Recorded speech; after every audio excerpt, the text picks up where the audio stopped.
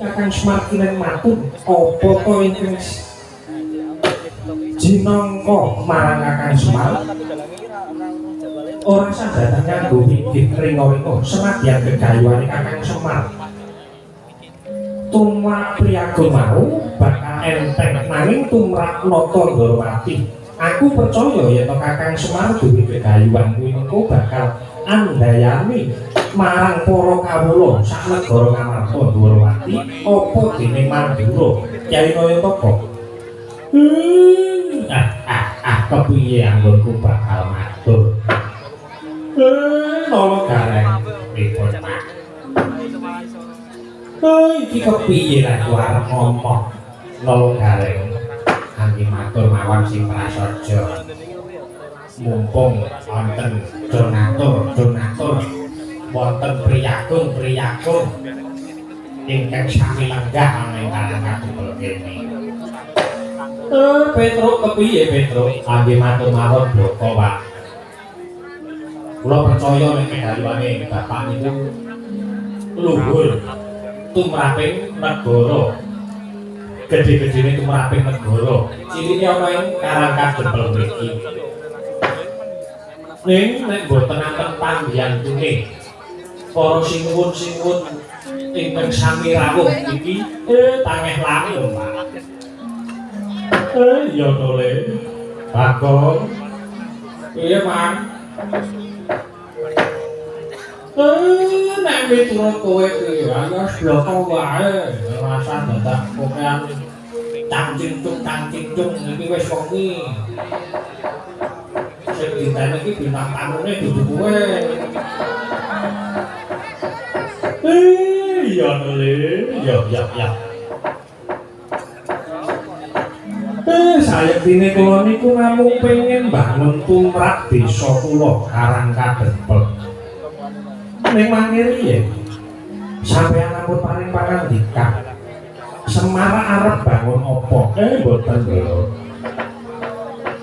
kula ajeng bangun babagan ingkang kasat meripat menika mboten Karangkadempel mriki wujuding desa sing wis gawe ayem desa sing wis gawe tentrem kawulane matsinamatan daya dinayang bandur kropol rukun tetunggalan manunggal kabeh padha rangkul rinangkul dadi siji tunggal cipta tunggal rasa tunggal karsa lan karyane apa kabeh mau mung cukup tekan semanten mboten sing jeneng arep dadi gedhe niku kudu saka cilik nek arep dadi dhuwur niku ya kudu saka cendhek merga nek ujug-ujug gedhe niku mengke gampang jeblok nek ujug-ujug nang dhuwur niku mengke gampang tiba tegese piye Kakang Semar tegese piye Kakang Semar nek arep gawe tentrem arep gawe rukun niku ya diwiwiti saka sing cilik riyen utamane desa Karangkadempel menika kebawah keperintah negara Ngamarta desa Karangkadempel mriki rukun kawulane tentrem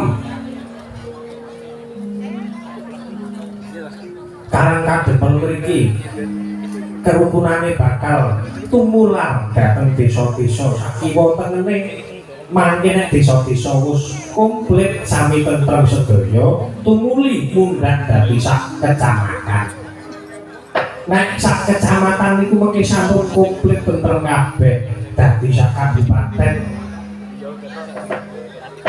nek sak kabupaten mriki sampun tentrem kabeh mengke malimbar dadi sak negara tentrem ning nek diangkah negarane tentrem jelek kaya wong malih tangan niku mboten iso ning diwiwiti saka sing cilik-cilik niat kula pancen kaya ngoten niku Ndra Kakang Nayataka ora ngira jebul agung luhur gegayuhane Kakang Semar nadyan kabeh kawiwitan saka parang wadisan saka desa Karangkadempel. Nanging panjenengan ingsun percaya lumaku ing wanci lumerek ing mangsa bakal ngembet marang katentremaning negara Ngamarta.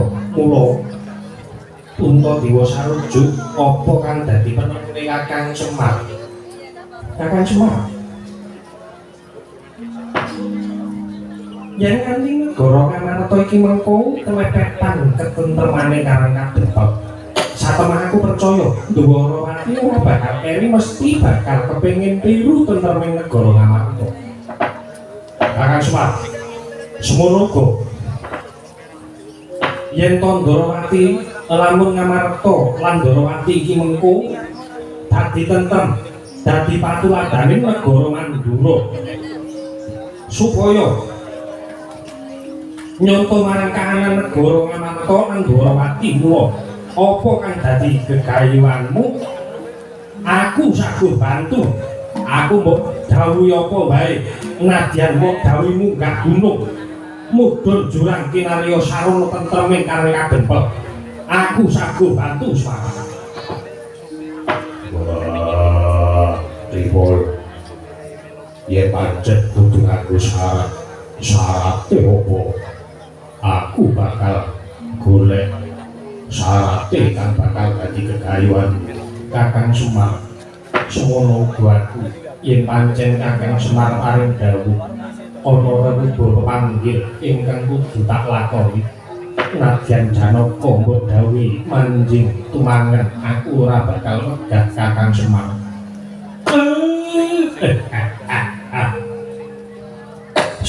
Sampeyan niku ratu lan satriya ingkang bisa dadi patuladan. Syukur ben syukur. Kula jaluk tetepo ngaten menika pambegan sampeyan sedaya. Merga sampeyan niku lenggahe teng kraton utawi wonten negara. Ning ora wegah nyaketi atine kawula cilik kaya kula niki. Kula matur nuwun. Sinuwun. Mula kula ajeng matur kalih sampeyan. Sing pun weruh wewarah kawruhing kraton. Tetep ana lho. Man tetepi siji. Wajibe ratu aja kendhat tansah hanata, haniti, hamriksa, hamisesa.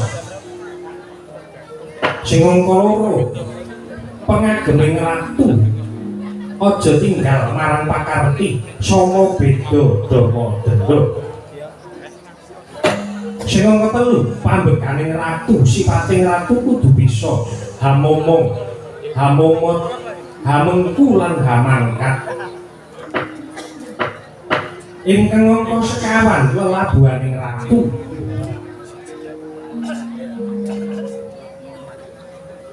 Ateteken budi rahayu bawa leksana, animpuna ing aguna, amumpuni ing kautaman. Angka gangsal, kasih ing ratu tumindak adil, bener, sentosa lan wibawa. Ingkang kaping 6, ratu nglungguhana watak lan tumindak wicaksana, wiwaha, wisuda lan wiguna. Angka 7, gegayuhaning ratu mersudya mrih hayu, hayom, hayem lan hangayani. Ingkang angka 8, junjunganing ratu murih jejeg adeking praja katentremaning kawula. Sambung memitran marang liyan praja lan kerukunaning bebrayagung. Ingkang angka 9 ya pungkasan niku bandaning ratu. Narendra kudu darbe kasekten, kudu darbe kesabaran, kawicaksanan, kapinteran utawi kawasisan. Ya matur nuwun Kakang Semar. Kakang Mayataka ya Kakang. Sabdane Kakang Semar bakal aestoke salarase urip Kakang. Nggih, Ndara. Ning ngeten nggih. Ben Niki wau janjane kula niku nembe boten tentrem.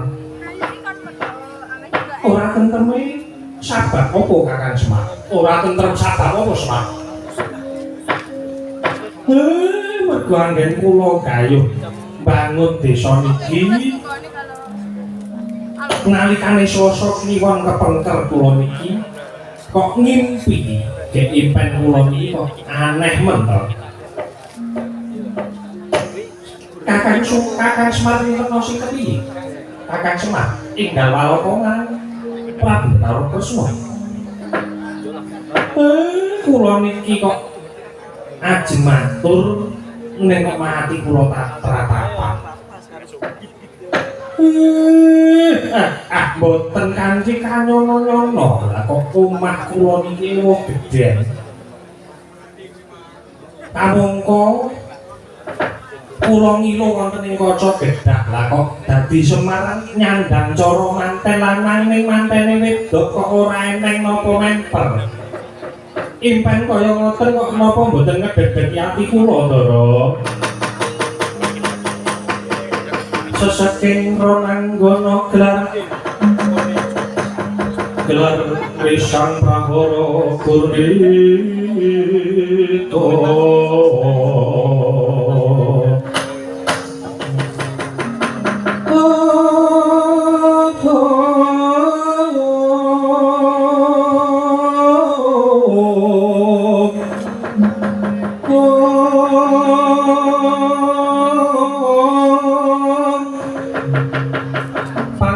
kilating astra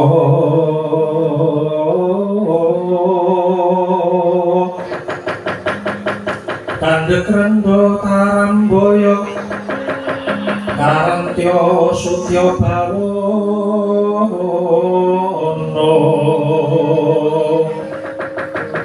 keng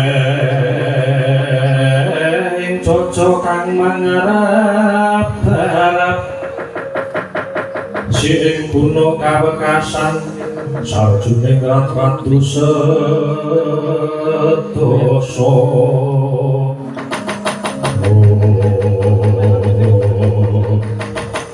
dadya anjetung nata Ndrawati sumawana nata ing Mandura duwe nata ing Ngamarta midhanget aturipun Kilurah Semar Badranaya dadya tambuh supaninggalih pintere madyane karang kadempel nadyan sakataing para kawula ingkang kadempel dupi midhanget sabdane Kilurah Nayantaka samya tumungkul ing Kisma